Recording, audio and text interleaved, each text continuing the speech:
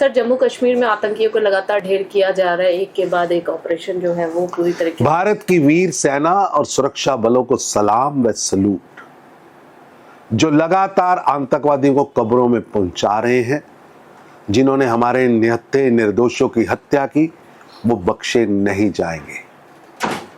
लगातार हमने आतंकवादियों की आयु, उनके नेतृत्व को कम किया है और के सरगनाओं को भी मिट्टी में मिलाया है। ये नया भारत है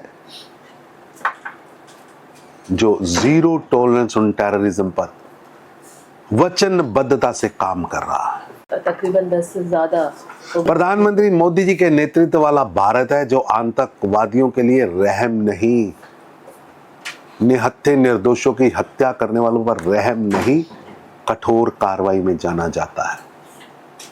चाहे वे मणिपुर की सीमा में छिपे हों या छत्तीसगढ़ की पहाड़ियों में घात लगाकर बैठे हों या पाकिस्तान की सरहद से साजिश रच रहे हों या भारत के अंदर कहीं भी साजिश रच रहे हों, हर आतंक का जवाब कठोरता से दिया जाएगा, निर्ममता से दिया जाएगा, बख्शा नहीं जाएगा। मणिपुर में हमारे जांबाजों ने 10 उग्रवादियों को ढेर किया है। छत्तीसगढ़ में 31 खूंखार नक्सलियों का खात्मा किया है और ऑपरेशन सिंदूर में पाकिस्तान की अंतर्राष्ट्रीय आतंकवाद की फैक्ट्रियों पर सीधा वार करके सैकड़ों आतंकियों को कब्र तक पहुंचाया है। ये क्रम रुकेगा नहीं। प्रधानमंत्री मोदी जी के नेतृत्व में भारत आतंकवाद को बर्दाश्त नहीं करता, ना देश में ना सीमा पर। हमारे सैनिकों की बंदूकें अब केवल जवाब नहीं, न्याय का स्वर बन चुकी हैं।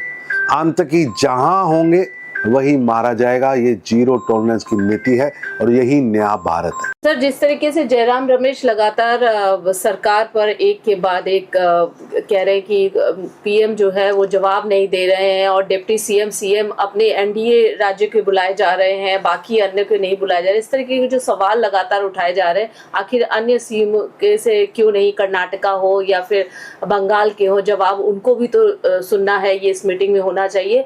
और तमाम जो सवाल, विरोध और भ्रम का खोखला खेल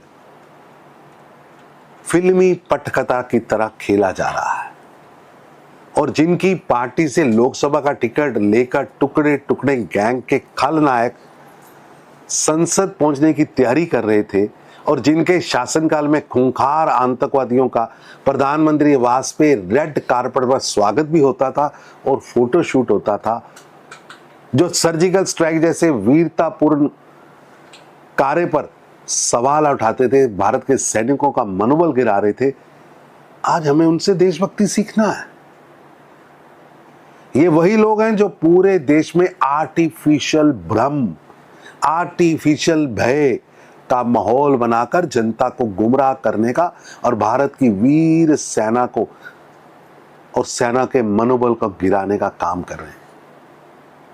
सेना के वरिष्ठ अधिकारी कैमरे पर आते, घटनाक्रम का सच बताते, लेकिन फिल्मी कटकथा लिखने वाले ये खोखले नेता उन पर प्रश्न उठा रहे हैं। हमसे नहीं, अपनी ही पार्टी के नेताओं से सीख लीजिए। पाकिस्तान की मीडिया और पाकिस्तान की एजेंसियों के ब्लू आइड बॉय बनने के लिए गंदा खेल मत खेलिए। पर नेहरू गांधी परिवार की महापरिक्रमा में डूबे हुए नेताओं को सब भूल जाता है और पाकिस्तान और आईएसआई की भाषा बोलने लग पड़ते हैं।